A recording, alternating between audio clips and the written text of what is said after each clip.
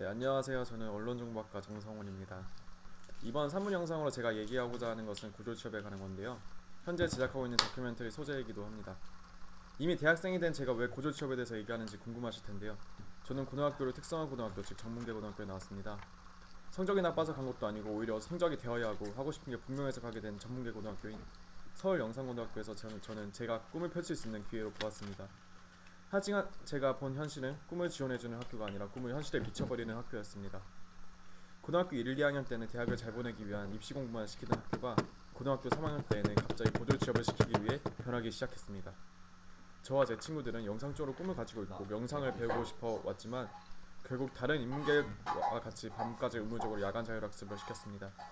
그렇게 주위 친구들을 본인이 무엇을 하고 싶은지 몰라 방황하기 시작했습니다.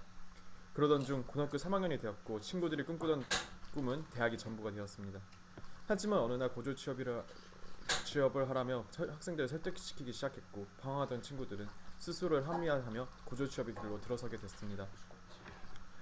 처음에는 빨리 사회에 나가서 배울 수 있는 좋은 기회이지 않을까 생각했지만 고졸 취업의 현실을 찾아 나서게 된 이후로 잘못되었다는 것을 알게 되었습니다. 이러한 움직임이 발생한 것은 당연히 정부에서부터입니다. 이명박 정부가 고졸 취업 정책을 펼치게 된 배경은 반값 등록금 문제와 취업률 문제였습니다. 반값 등록금 혜택을 받는 것은 대학생이고 대학 진학률을 낮추면 거기서 부담되어야 할 세금이 감소되어야 된다는 논리입니다. 그리고 고졸 취업으로 보여지는 취업률을 높일 수도 있고 직장인이 증가하면 세금을 내는 사람이 증가하므로 결국 국가에서 부담하는 돈을 감소하게 되는 것입니다. 하지만 최근 전반적인 채용의 폭은 폭락하고 있는 추세이고 고졸 취업을 한다 하더라도 취업 후 대부분이 다시 돌아옵니다. 왜냐하면 우리 사회는 아직 고졸들을 받아들일 준비가 되어 있지 않고 차별을 전제하기 때문입니다. 이런 환경 안에서 적응을 하지 못하는 결국 성실히 일을 할 수도 없고 또 비중 있는 일을 시켜주지 않은 전문성 또한 없습니다. 이러한 현실 속에서도 정부는 특성화 고등학교 의무적으로 80% 이상 고졸 취업을 하게끔 하고 있습니다. 만일 정부가 제시하는 비율에 도달하지 않으면 지원금을 중단하는 등 학교에 부담을 갖게 하고 있고 이에 학교는 어쩔 수 없이 변하기 시작합니다. 제가 다니는 학교는 이러한 정책에 따라 취업률이 1% 미만이었던 2011년도와 달리 2012년도에는 40%를 무작정 취업시키기 위해 온갖 노력을 해야 하는데요.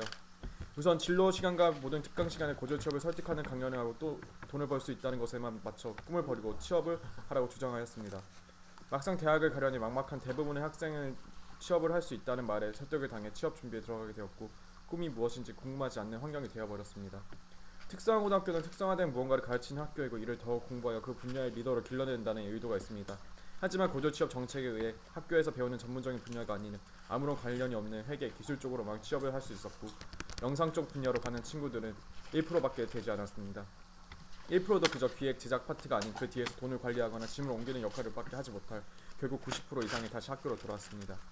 모두가 다시 대학을 준비하고 있고 고졸 취업을 선택한 것에 대해 후회를 하고 있습니다.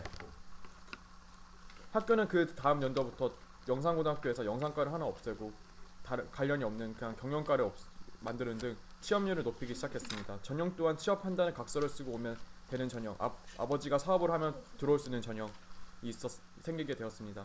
또한 학교 기업이란 공간을 만들어 아무런 지원도 해주지 않고 창업을 하게끔 하여 위장 취업을 하는 등 방식을 마련하기 시작했습니다. 영상 글로벌 리더를 길러내겠다는 미션을 가진 학교에 대해 다시 한번 생각해보게 되었습니다. 영상과를 없애고 영상과에 관련 없는 금융권, 중소기업, 생산직으로 취업을 시키고 영상 관련 교과목 수석시키는 등의 움직임은 결코 교육자의 생각이라고 믿을 수 없습니다. 사회가 잘못된 것을 강요한다고 학교에서까지 돈을 위해 학생들이 이용한다는 것이 이해가 되지 않았고 현 사회와 다를 게 없다는 것을 느끼게 되었습니다. 그렇다면 학생들이 본인의 길을 알아서 잘 판단하면 되지 않겠느냐고 생각하실 수 있는데요.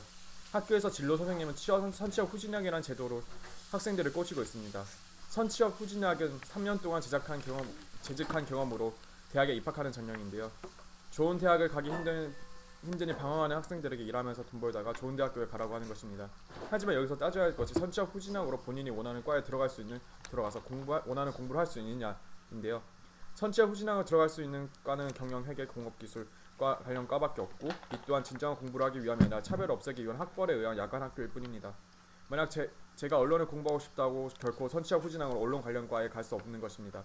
하지만 선생님은 그저 대학 네이밍만을 생각하며 진정한 꿈을 응원하기보다는 사회적인 시선만을 고려하여 학생들에게 알리는 것입니다.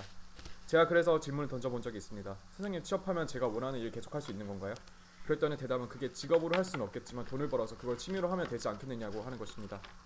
청소년기는 마음껏 꿈을 꿀 수 있는 시간이어야 하고 모두가 그 꿈을 응원해줘야 하지만 사회는 청소년들이 꿈에 대해 고민할 시간조차 주지 않고 꿈은 꾸어야 한다고 말을 하고 있습니다. 그러면서 꿈이 없으면 왜 없냐고 이게 또 문제라고 문제 제시하는 사회가 안타깝습니다. 이러한 문제 때문에 저는 청소년들이 같이 꿈을 대해 고민할 수 있는 아이템을 개발하고자 하고 다큐멘터리로 이를 알리는 일을 하고 있습니다. 이번 개꿈 콘서트, 개꿈 파티 등과 같이 꿈 프로젝트를 진행하고 있고 이번 고저 취업 다큐멘터리로 청소년들이 능동적으로 자신의 진로 선택하고 판단할 수 있게끔 희망을 주는 게 현재 저희 꿈입니다.